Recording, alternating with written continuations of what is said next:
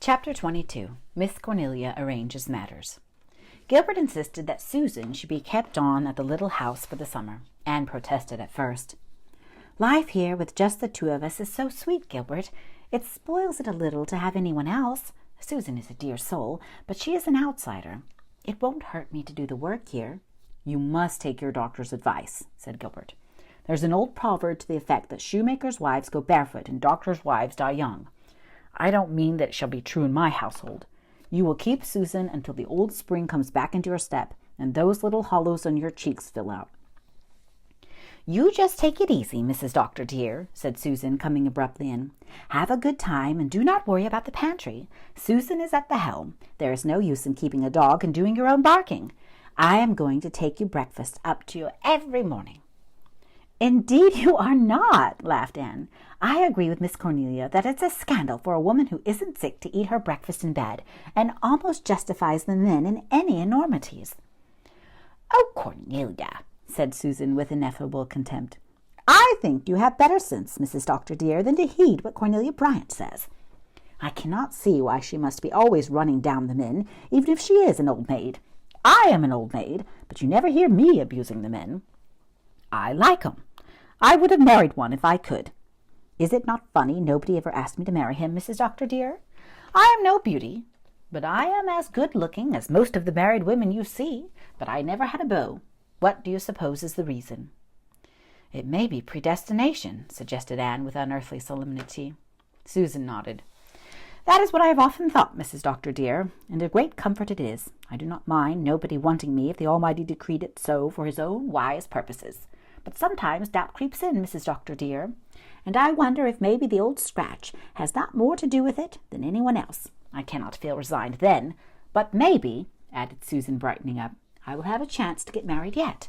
I often and often think of the old verse my aunt used to repeat. There never was a goose so gray, but some time, soon or late, some honest gander came her way and took her for his mate. A woman cannot ever be sure of not being married till she is buried, Mrs. Doctor dear, and meanwhile I will make a batch of cherry pies. I notice the doctor favors them, and I do like cooking for a man who appreciates his victuals." Miss Cornelia dropped in that afternoon, puffing a little. "I don't mind the world or the devil much, but the flesh does rather bother me," she admitted. "You always look as cool as a cucumber, Anne, dearie. Do I smell cherry pie? If I do, ask me to stay to tea. Haven't tasted a cherry pie this summer. My cherries have all been stolen by those scamps of Gilman boys from the Glen." Now, Cornelia," remonstrated Captain Jim, who had been reading a sea novel in a corner of the living room. "You shouldn't say that about those two poor motherless Gilman boys, unless you've got certain proof. Just because their father ain't none too honest isn't any reason for calling them thieves. It's more likely it's been the robins took your cherries. They're terrible thick this year." "Robins?" said Miss Cornelia disdainfully. "Humph! Two-legged robins, believe me." "Well, most of the Four Winds robins are constructed on that principle," said Captain Jim gravely. Miss Cornelia stared at him for a moment. Then she leaned back in her rocker and laughed long and ungrudgingly. "Well, you have got one on me at last, Jim Boyd, I'll admit. Just look how pleased he is, Anne dearie, grinning like a Chessy cat. As for the robin's legs, if robins have great big bare sunburned legs with ragged trousers hanging on 'em, such as I saw up in my cherry tree one morning at sunrise last week, I'll beg the Gilman boys' pardon. By the time I got down, they were gone. I couldn't understand how they had disappeared so quick, but Captain Jim has enlightened me. They flew away, of course." Captain Jim laughed and went away, regretfully declining an invitation to stay to supper and partake of cherry pie. "I'm on my way to see Leslie and ask her if she'll take a boarder," Miss Cornelia resumed. "I'd a letter yesterday from a Mrs. Daly in Toronto, who boarded a spell with me 2 years ago. She wanted me to take a friend of hers for the summer. His name is Owen Ford, and he's a newspaper man, and it seems he's a grandson of the schoolmaster who built this house. John Selwyn's oldest daughter married an Ontario man named Ford, and this is her son. He wants to see the old place his grandparents lived in. He had a bad spell of typhoid in the spring and hasn't got rightly over it, so his doctor has ordered him to the sea. He doesn't want to go to the hotel. He just wants a quiet home place. I can't take him, for I have to be away in August. I've been appointed a delegate to the WFMS convention in Kingsport, and I'm going. I don't know whether Leslie will want to be bothered with him either, but there's no one else. If she can't take him, he'll have to go over the harbor." "When you've seen her, come back and help us eat our cherry pies," said Anne. "Bring Leslie and Dick, too, if they can come. And so you're going to Kingsport. What a nice time you'll have. I must give you a letter to a friend of mine there, Mrs. Jonas Blake." "I've prevailed on Mrs. Thomas Holt to go with me," said Miss Cornelia complacently. "It's time she had a little holiday, believe me. She has just about worked herself to death.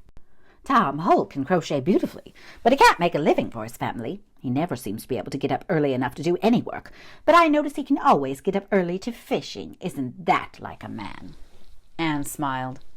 She had learned to discount largely Miss Cornelia's opinion of the Four Winds men. Otherwise, she must have believed them the most hopeless assortment of reprobates and ne'er-do-wells in the world, and veritable slaves and martyrs for wives. This particular Tom Holt, for example, she knew to be a kind husband, a much-loved father, and an excellent neighbor. If he were rather inclined to be lazy, liking better the fishing he had been born for than the farming he had not, and if he had a harmless eccentricity for doing fancy work, nobody save Miss Cornelia seemed to hold it against him. His wife was a hustler, who gloried in hustling. His family got a comfortable living off the farm, and his strapping sons and daughters inherited their mother's energy, were all in a fair way to do well in the world. There was not a happier household in Glen St. Mary than the Holts. Miss Cornelia returned satisfied from the house up the brook. "Leslie's going to take him," she announced. "She jumped at the chance. She wants to make a little money to shingle the roof of her house this fall, and she didn't know how she was going to manage it. I expect Captain Jim will be more than interested when he hears that a grandson of the Selwynses is coming here. Leslie said to tell you she hankered after cherry pie, but she couldn't come to tea because she has to go and hunt up her turkeys. They've strayed away. But she said if there was a piece left, for you to put it in the pantry, and she'd run over in the cat's light when prowling's in order to get it. You don't know, Anne dearie, what a good it did my heart to hear Leslie send you a message like that, laughing like she used to long ago. There's a great change come over her lately. She laughs and jokes like a girl, and from her talk I gather she's here real often." "Every day, or else I'm over there," said Anne. "I don't know what I'd do without Leslie, especially just now when Gilbert is so busy. He's hardly ever home except for a few hours in the wee sma's. He's really working himself to death. So many of the over-harbor people send for him now." "They might better be content with their own doctor," said Miss Cornelia, "though to be sure I can't blame them, for he's a Methodist. Ever since Dr. Blythe brought Mrs. Allenby round, folks think he can raise the dead. I believe Dr. Dave is a mite jealous, just like a man. He thinks Dr. Blythe has too many newfangled notions. Well, I says to him, it was a newfangled notion saved Rhoda Allenby. If you'd been attending her, she'd have died, and had a tombstone saying it had pleased God to take her away. Oh, I do like to speak my mind to Dr. Dave. He's bossed the Glen for years, and he thinks he's forgotten more than other people ever knew. Speaking of doctors, I wish Dr. Blythe'd run over and see to that boil on Dick Moore's neck. It's getting past Leslie's skill. I'm sure I don't know what Dick Moore wants to start in having boils for. As if he wasn't enough trouble without that." "Do you know, Dick has taken quite a fancy to me," said Anne. "He follows me round like a dog and smiles like a pleased child when I notice him." "Does it make you creepy?" "Not at all. I rather like poor Dick Moore. He seems so pitiful and appealing somehow." "You wouldn't think him very appealing if you'd see him on his cantankerous days, believe me. But I'm glad you don't mind him. It's all the nicer for Leslie. She'll have more to do when her boarder comes. I hope he'll be a decent creature. You'll probably like him. He's a writer." "I wonder why people so commonly suppose that if two individuals are both writers they must therefore be hugely congenial," said Anne, rather scornfully. "Nobody would expect two blacksmiths to be violently attracted toward each other merely because they were both blacksmiths." Nevertheless, she looked forward to the advent of Owen Ford with a pleasant sense of expectation. If he were young and likable, he might prove a very pleasant addition to society in Four Winds. The latch string of the little house was always out for the race of Joseph.